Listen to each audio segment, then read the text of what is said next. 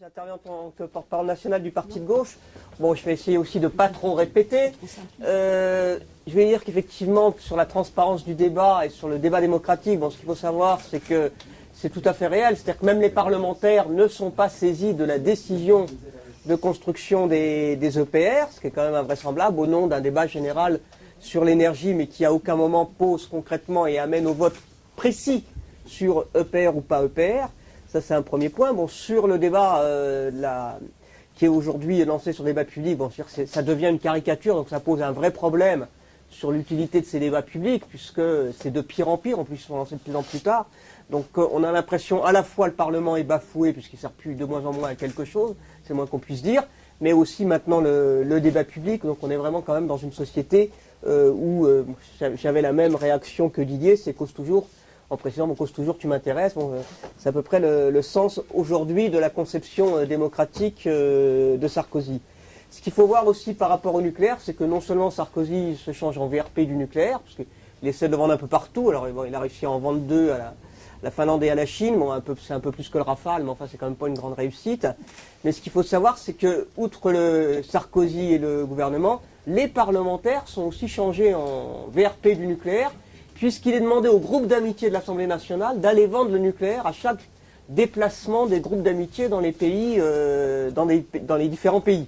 Et par exemple, la France est, par l'intermédiaire du gouvernement et par l'intermédiaire du groupe France-Chili de l'Assemblée nationale, essaie de vendre une centrale nucléaire au Chili, dont il ne vous aura pas échappé qu'il y a eu dernièrement un tremblement de terre assez violent avec un raz-de-marée immédiat, puisque c'est le deuxième pays le plus sismique au monde après le Japon quand même. Hein.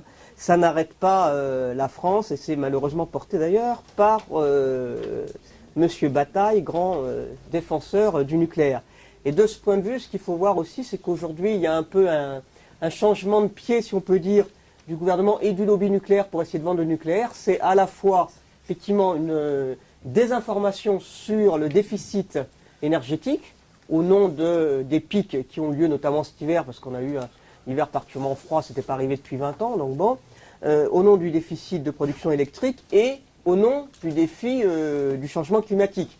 Et ça, c'est vrai que c'est quelque chose qu'il faut casser, parce que ça porte quand même un petit peu cette question du réchauffement climatique. Un certain nombre de nos concitoyens deviennent du coup hésitants par moment sur le thème, est-ce que le nucléaire n'est pas la solution transitoire? Et c'est un peu tout le lobby nucléaire qui essaie de nous vendre cette question de la solution transitoire, bon, c'est quand même une transition très longue, hein, c'est le moins qu'on puisse dire, pour lutter contre le réchauffement climatique, et ça a été dit, de toute façon c'est une solution qui n'est pas immédiate, donc ça ne répond pas à la question.